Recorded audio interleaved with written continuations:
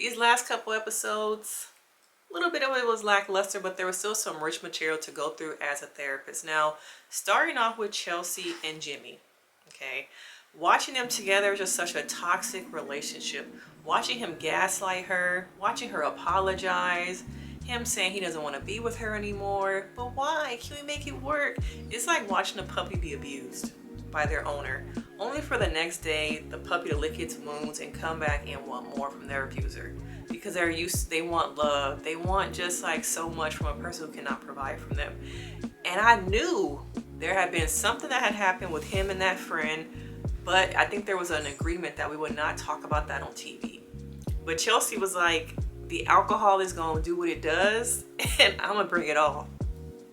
And I knew he had slept with one of those people, but to see him say, I'm not willing to compromise, tell me what you need from me. Ask me to pull back a little. And her to say, I'm asking you.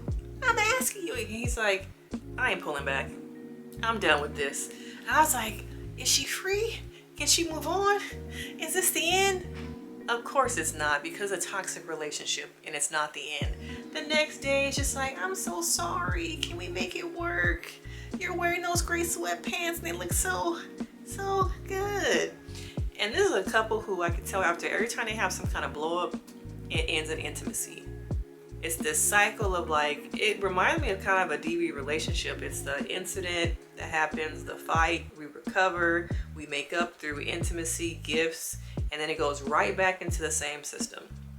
And I just want her to love herself more. I just want her to see, you deserve better. But she's not in a place to receive better. Okay, I'm sure when she was filming this, she just was not in the right space. She thought she was. She needed some therapy. She says she has a therapy. But let me tell y'all, people can be in therapy and not do the work. People can be in therapy and show up every week and not see no results because they come in and just talking instead of processing. And there's a difference between just talking versus processing. So I'm curious to see when the reunion comes, how much of a change has there been? What's the progress in your life, girl? But knowing that he slept with this friend, I want to know from y'all, can you be in a relationship with someone who has female friends and a few of them, one of them, maybe they messed around with? Because for some reason people break up and they're like, but we can still be friends. I still want to be your friend. What does that do to the core group of friends when two people date and then they come back and they want to be friends after they've dated? Not only that, how does that make a woman come into the situation knowing that the man that she's trying to be in a relationship, it can be a girl too, knowing that the person you're in a relationship with has slept with someone in that core group that now you have to coexist with. When we get the barbecue, that person is there too, and you know in the back of your head, you see my man naked. You've been intimate with him. How do y'all get over that? Can you get over it? Let me know in the comments, okay? Now we're gonna move on to AD and Clay. Now AD in this first, episode, seeing her with her mom, seeing her mom dote on her, pour into her, was amazing. But the mama lost me, okay? The mama lost me when she said to Clay, your parents have been together for 24 years and you came out of that, and that's all that should matter. No, sis, you're part of the problem. That is that elder way of thinking. Stay in a relationship and it's the years that y'all have. It don't matter that he had a whole baby on you. It don't matter that you've been taking care of this man for 24 years. It don't matter that he has done you dirty. It don't matter that he hit you. The fact is, y'all got them years. Y'all been together for 25 years, 30 years. That's what really matters. Not all the other stuff. Let's wash that away. Let's forget that. And I'm not sure if she knew the real context of the relationship that his parents had, but it just shows you how elder black people get stuck on the wrong things. So once again, Clay says all the right things. His actions and his words do not match. Okay, on paper, he does well. He's an entrepreneur, all of those amazing things, but he's not ready for marriage. Okay, I also want to speak on the fact of, I think that he would do well on a show like Married at First Sight. Okay, because they have experts.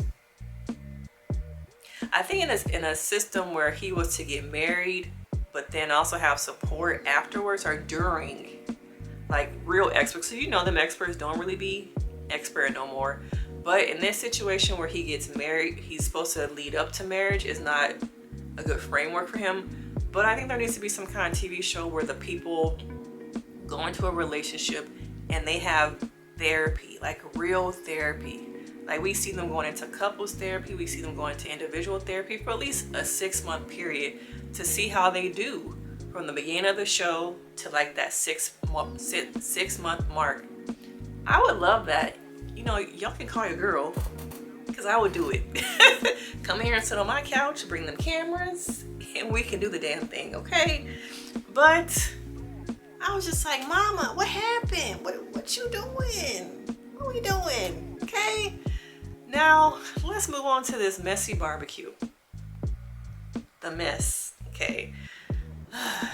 So coming into this barbecue, we're upon the pretty much breakup of Laura and Jeremy, okay?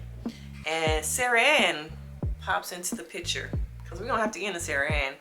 Now, I think that Laura is a mean girl. I think she gets away with a lot of stuff because the way she looks, because people feel like this is iconic. I do think also the audience connects with her because she represents things she says, does, that they can never do. And people build connections with people on these shows because they idolize them. They're like, oh, I wish I could be like that. I wish I could do that. So they idolize Laura, not thinking, okay, what's really behind that? It's a hurt person. The way she annihilated Jeremy was not necessary. And let me tell y'all, every season, someone comes into my DMs after watching one of my TikToks. And guess who they are? They're an ex of somebody who was on this show, to let me know you're right on point. Your video matches what I've been going through or what I have gone through. And because I'm not a channel, a page who wants to build off of clicks, likes, I don't post the DMs. I let them say what they want to say and I move on with my life. And I think because of the way I am, people feel like I am a safe space where they can share those receipts, details about dating these people, because they know I'm not ever gonna share it. And I don't come off as one of those pages, TikToks, who just want to yell out and scream and destroy people's lives and share receipts to get clicks and likes. I ain't about that life. But I'm gonna let y'all know, some of these exes be in my DMs letting me know you on point, girl. So she didn't have to do that, okay? Do I think what he did was wrong? Of course. You know, Sarah Ann is also saying that they didn't sleep with each other. Who really knows, okay? But when it comes to both these people, they remind me of the new Josh and Jackie. Do y'all see it? Because I do. Similar situation. This time I think Sarah's playing the role of Josh. Very similar. You had to know when you sent that DM what was gonna come with that. It wasn't gonna be lollipops and rainbows, girl. You basically said, if it don't work out, I'm waiting for you. Okay, I'm waiting for you. Which, when a person is in a relationship and they're trying to build off something, what does that do?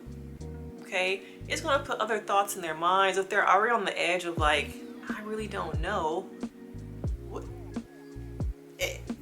To have her be mad at AD, girl, it was disrespectful. Disrespect. Get some decorum, okay? You can't get mad at AD for telling you about yourself. You thought you was gonna walk into this barbecue and what? And what? Play yourself? Yeah, because that's what you did, okay? And now she's making TikToks apparently from Jeremy's apartment. That's some audacity. And then to watch them frolic off and ride into the sunset on the jet skis. I think after that conversation that Jeremy had with Laura, he was like, I'm out of here. Bye. Okay.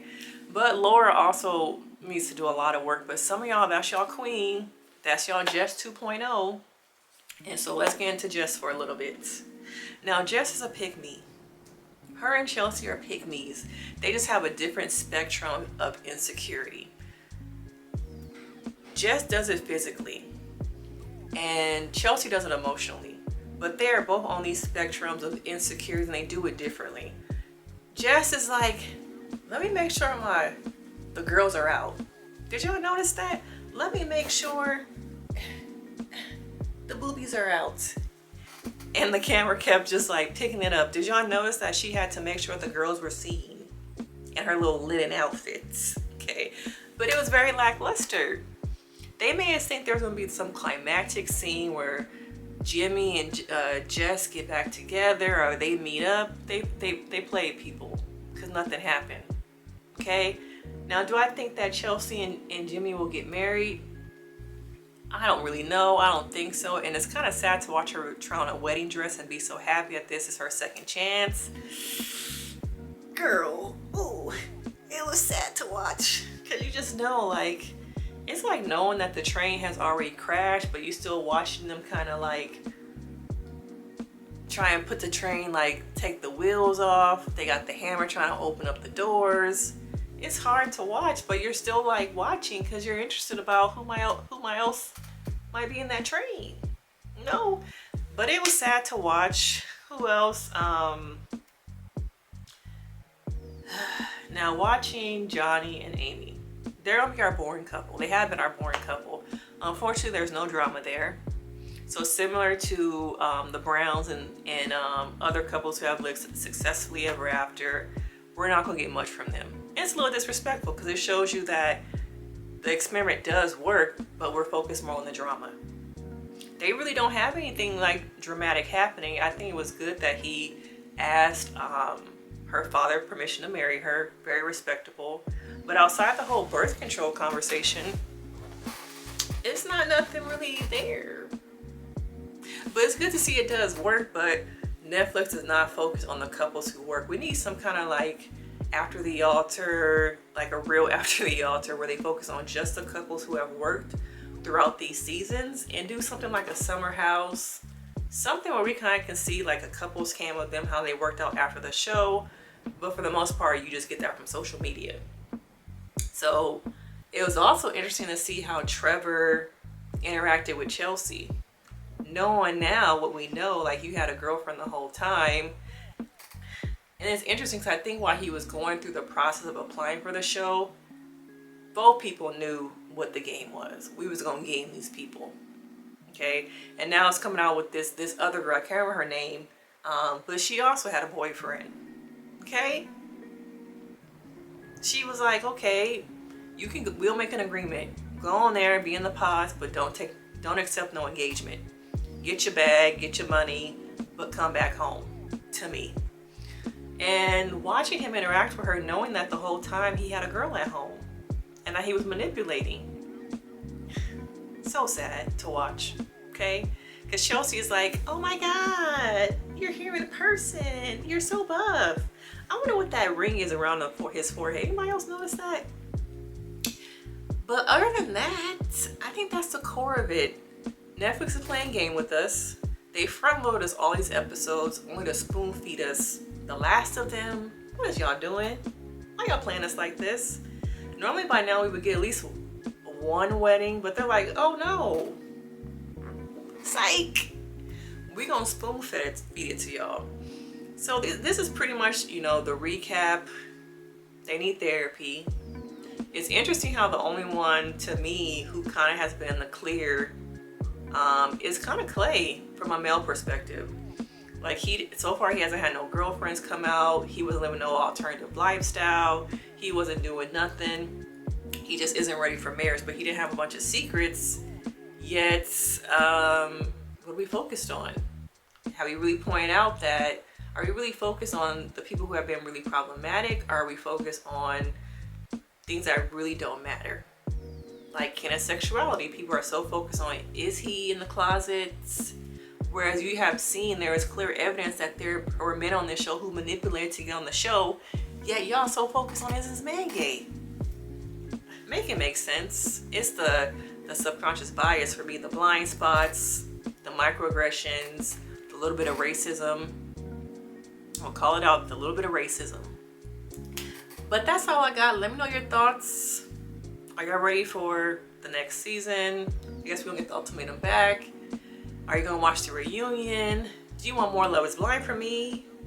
Let me know your thoughts. But of course, your girl has to go because I got bills to pay, clients to see, and I will see y'all in the next video. Bye.